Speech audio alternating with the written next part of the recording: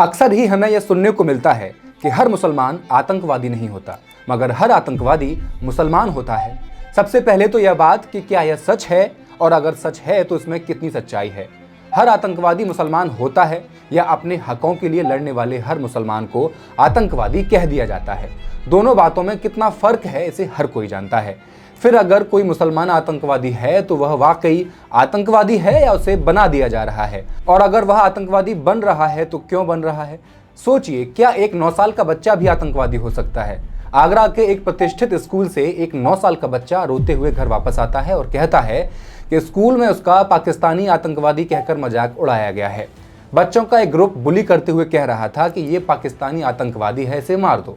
जब से 2014 से नरेंद्र मोदी की हिंदू राष्ट्रवादी भारतीय जनता पार्टी सत्ता में आई है, भारत के करीब 20 करोड़ मुसलमानों के लिए हालात मुश्किल होते गए हैं। गोरक्षा के नाम पर मुस्लिम व्यापारी को एक भीड़ ने पीट पीट कर मार दिया। छोटे मुस्लिम कारोबारों को निशाना बनाया गया। मस्जिदों के खिलाफ कोर्ट में याचिकाएं डाली गईं। इंटरनेट पर मुस्लिम महिलाओं की नीलामी तक करवाई गई। दक्षिणपंथी संगठनों और कुछ मीडिया चैनलों ने इस्लामोफोबिया को और बढ़ाया है। लव जिहाद जैसी झूठी कहानियां फैलाई गई हैं। बीजेपी शासित राज्यों में मुस्लिम विरोधी हेट स्पीच के मामले सबसे ज्यादा सामने आए। लगभग 75% घटनाएं इन्हीं राज्यों में आई हैं। मुद्दे की बात पर आने से पहले कुछ हेडलाइंस पर नजर डालिए। दिल्ली की अदालत ने अलकायदा ट्रेनिंग मॉड्यूल मामले में 3 मुस्लिम व्यक्तियों को जमानत दी। कासगंज में लव जिहाद के झूठे मामले में मुस्लिम युवक को फंसाने वाली महिला गिरफ्तार हुई। पुलिस जांच में झूठा निकला बरेली लव जिहाद मामला। मुस्लिम युवकों को झूठा फंसाने के लिए मंदिर के पुजारी ने स्वयं गणेश प्रतिमा तोड़ दी। मुस्लिम कारोबारी को झूठे लव जिहाद के केस में फंसाने की कोशिश हुई। अदनान मंसूरी 18 साल का युवक 151 दिनों तक जेल में रहा। जेल में रहने के अलावा भी एक और सजा मिली।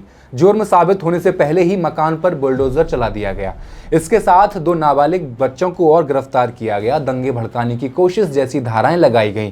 फिर क्या हुआ? वही जो फरवरी महीने में मध्य प्रदेश के शफीक नाम के एक शख्स के साथ हुआ।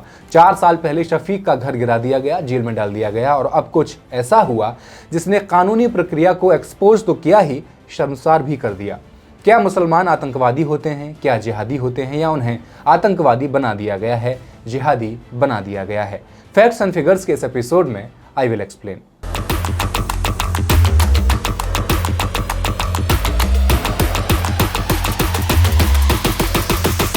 नमस्कार, मैं हेमंत और आप मॉलिटिक्स देख रहे हैं। जब से बीजेपी सत्ता में आई है, मुस्लिम विरोधी पूर्वाग्रह बढ़ता गया है। ये जहर समाज में बहुत हद तक फैल भी चुका है।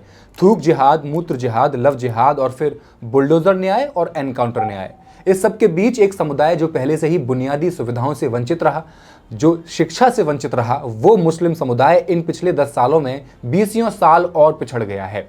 इसी एजेंडे के वाबस्ता 4 फरवरी 2021 को मध्य प्रदेश के सारंगपुर थाने में एक एफआईआर दर्ज कराई गई, जिसमें शफीक अंसारी नाम के एक शख्स को नामजद किया गया था। एफआईआर में एक स्थानीय महिला ने आरोप लगाया था कि 4 फरवरी 2021 को वो अपने बेटे की शादी के लिए मदद मांगने के लिए शफीक अंसारी के घर जाती है, और इस दौरान शफीक अंसारी उसके साथ शारीरिक शोषण करता है, उसकी इज्जत लूटता है और जान से मारने की धमकी भी देता है। महिला की शिकायत पर पुलिस शफीक अंसारी के खिलाफ आईपीसी की धारा 342 यानी बंधक बनाना, 376 बलात्कार और 506 का 2 धमकी देना जैसी 3 धाराओं के तहत एफआईआर दर्ज कर लेती है। शफीक को जेल भेज दिया जाता है। 14 फरवरी को प्रथम अपर सत्र न्यायाधीश सारंगपुर ने फैसला सुनाया। हालांकि अंसारी का मामले की शुरुआत से ही कहना था कि उनके खिलाफ फर्जी केस दर्ज करवाया गया था। वो कहते हैं, 5 महीने तक पुलिस जांच और मामले को अपने स्तर पर निपटाने का आश्वासन देती रही। इस दौरान पुलिस ने न तो मुझे गिरफ्तार किया और न ही मुझे कभी परेशान किया। एक मामले में मध्य प्रदेश हाईकोर्ट की ग्वालियर खंडपीठ के आदेश के बाद पूरा मामला पलट गया। दरअसल ग्वालियर बेंच ने रेप के एक अन्य मामले में 5 पुलिस अधिकारियों के ट्रांसफर के आदेश दे दिए थे। हाईकोर्ट के इस आदेश के बाद शफीक को तत्कालीन थाना प्रभारी वीरेंद्र धाकड़ का फोन आया था। वो डर गए थे। उन्होंने शफीक से कहा कि वो अब इस मामले में कोई मदद नहीं कर पाएंगे और अब वक्त आ गया है कि शफीक जमानत करवा लें। इसके बाद शफीक ने एसपी साहब से भी बात की, लेकिन उन्होंने भी मदद करने से इनकार कर दिया और कोर्ट से मामले को निपटा लेने के लिए कहा। शफीक अंसारी ने सितंबर 2021 में अग्रिम जमानत के लिए एमपी हाईकोर्ट की इंदौर खंडपीठ में 2 बार आवेदन किया, जो खारिज होता रहा। इसके बाद उन्होंने फरवरी 2022 में सुप्रीम कोर्ट का दरवाजा खटखटाया, लेकिन वहां से भी निराशा हाथ लगी। सुप्रीम कोर्ट से अग्रिम जमानत याचिका खारिज होने के बाद वो 7 मार्च 2022 को पूरे मामले को लेकर डीजीपी को पत्र लिखते हैं, जिसमें वो तत्कालीन एसपी प्रदीप शर्मा पर जांच को प्रभावित करने और तत्कालीन थाना प्रभारी पर जांच रिपोर्ट नहीं देने का आरोप लगाते हैं। एक शिकायत पत्र में शफीक अंसारी ने लिखा था, एसपी राजगढ़ प्रदीप शर्मा के रवैये से उनकी जांच पर भरोसा नहीं किया जा सकता है, इसलिए प्रकरण की निष्पक्ष जांच होनी चाहिए। शफीक आरोप लगाते हुए कहते हैं, इस पत्र के बाद एसपी प्रदीप शर्मा मेरे से नाराज हो गए थे और करीब एक हफ्ते बाद यानी 13 मार्च 2022 को उन्होंने मेरा मकान तोड़वा दिया। यानी एफआईआर के एक साल बाद 13 मार्च 2022 को पुलिस की मौजूदगी में प्रशासन ने उनके घर को अवैध बताते हुए बुलडोजर से ध्वस्त कर दिया था। जिस दिन बुलडोजर से घर गिराया गया उस दौरान वो पुलिस अधिकारियों के संपर्क में थे। जिस दिन उनके घर पर कार्रवाई हो रही थी उस दिन उन्होंने एसपी और टीआई को फोन किया था और पेशी के लिए 1 दिन की मोहलत मांगी थी, लेकिन उनकी किसी ने नहीं सुनी। एसपी ने उनसे कहा था कि इसमें यानी कि घर गिराने में उनका कोई हाथ नहीं है, ये कार्रवाई नगर पालिका के द्वारा की जा रही है। वहीं टीआई ने उन्हें बताया था कि कार्रवाई को लेकर ऊपर से आदेश थे, स्थानीय स्तर पर वो कुछ नहीं कर सकते हैं। इन आरोपों को लेकर द क्विंट ने तत्कालीन राजगढ़ एसपी प्रदीप शर्मा से संपर्क भी किया, लेकिन उन्होंने किसी प्रकार की टिप्पणी करने से मना कर दिया। घर तोड़वाने के आरोप पर उन्होंने कहा, घर गिराना नगर पालिका का काम होता है, न कि पुलिस का। अब सवाल है कि जो मकान शफीक का तोड़ा गया था, क्या वो अवैध वाकई में था? इसमें शफीक का कहना है, हमारा मकान किसी भी तरह से अवैध नहीं था, न तो हमें कोई नोटिस दिया गया और न ही हमें कागजात दिखाने का मौका दिया गया। घर तोड़ने को लेकर कोई आदेश भी पारित नहीं हुआ था, बावजूद इसके कार्रवाई की गई। 13 मार्च को शफीक का घर गिराने के बाद पुलिस प्रशासन ने उनके परिजनों को परेशान करना शुरू कर दिया। उनके रिश्तेदारों को धमकियां दी जाने लगी। उनके दूसरे ठिकानों पर भी कार्रवाई के लिए पुलिस प्रशासन की गाड़ियां भेजी जा रही थी। इसके बाद 14 मार्च 2022 को शफीक अंसारी ने एसडीओपी कार्यालय में सरेंडर कर दिया। अगले दिन उन्हें कोर्ट में पेश किया गया, जहां से उन्हें जेल भेज दिया गया। 3 महीने वो जेल में रहे। उसके बाद उन्हें हाई कोर्ट से जमानत मिल गई और 4 साल बाद अब जाकर कोर्ट ने उन्हें पिछले महीने फरवरी में ही सभी आरोपों से बरी कर दिया है। बरी होने के बाद एक न्यूज संस्था को शफीक अंसारी बताते हैं, जिस महिला ने उन्हें झूठे केस में फंसाया उसने सरकारी जमीन पर अवैध रूप से घर बनाया हुआ था। स्थानीय लोगों की आपत्ति के बाद इस घर की शिकायत उन्होंने मुख्यमंत्री से लेकर बड़े अधिकारियों से की थी। एसडीएम की जांच हुई और जांच के बाद 5 फरवरी 2021 को प्रशासन ने महिला का घर गिरवा दिया। अंसारी का दावा है कि इसी बात को लेकर महिला नाराज थी और एक साजिश के तहत उसने उनके खिलाफ मामला दर्ज करवाया था। वो कहते हैं कि महिला ने मेरे खिलाफ आरोप लगाया था कि 4 फरवरी की रात को वो मेरे घर पर मदद के लिए आई थी।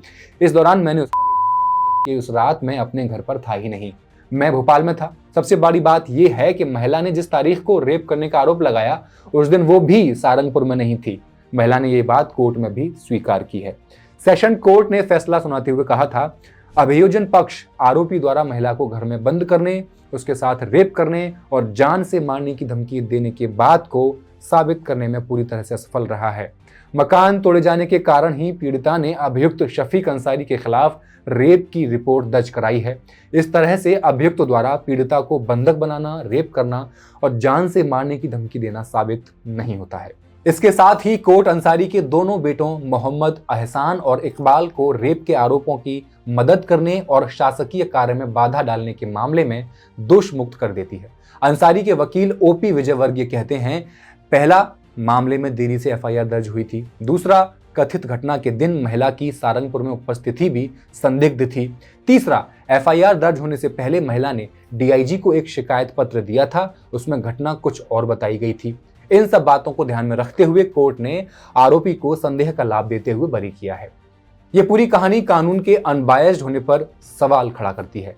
साथ ही साथ सवाल यह भी छोड़ जाती है कि जब उनका घर अवैध नहीं था, जैसा कि उन्होंने कहा, तो उनका घर क्यों बुलडोज किया गया। शफीक अंसारी का दावा है कि जुलाई 2013 में सारंगपुर नगर पालिका की ओर से उनकी पत्नी शकीला बी के नाम से मकान का प्रमाण पत्र जारी किया गया था। फिर भी मकान क्यों गिराया गया?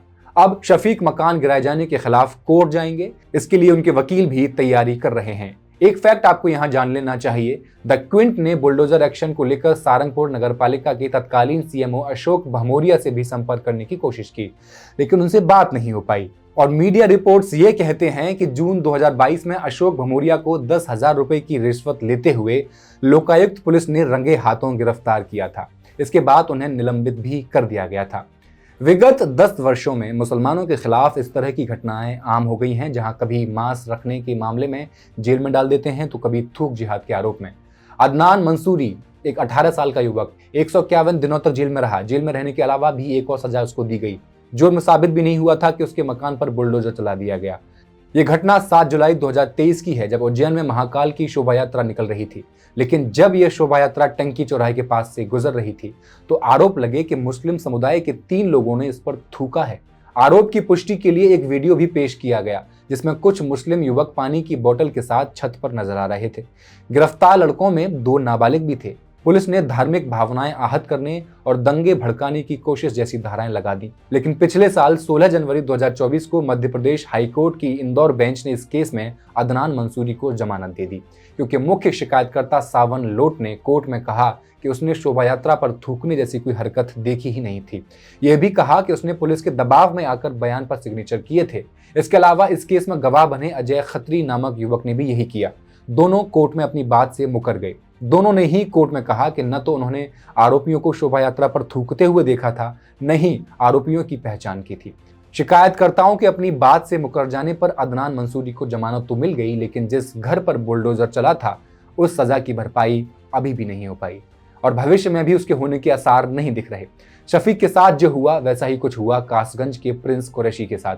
जुलाई 2022 में प्रिंस कुरैशी को लव जिहाद के मामले में झूठा फंसाया गया। इस काम के लिए नोएडा के 2 लोगों ने राधा नाम की एक महिला को पैसे दिए। महिला ने प्लानिंग के मुताबिक लव जिहाद के झूठे मामले में प्रिंस कुरैशी को फंसाया और आरोप लगाया था कि प्रिंस ने मुस्लिम नाम छुपाया और हिंदू नाम रखकर उसके साथ शारीरिक संबंध बनाए। मामले में नया मोड़ तब आया जब राधा ठाकुर अपने आरोपों से पलट गई। उसने प्रिंस कुरैशी को फर्जी लव जिहाद के केस में फंसाने की बात कबूल कर ली, जिसके बाद अमन चौहान और आकाश सोलंकी के खिलाफ पुलिस ने कार्रवाई की।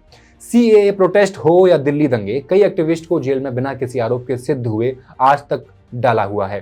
बहरहाल, आप अपनी राय हमें कमेंट सेक्शन में लिखकर जरूर भेजें और मॉलिटिक्स को सब्सक्राइब करना ना भूलें। शुक्रिया।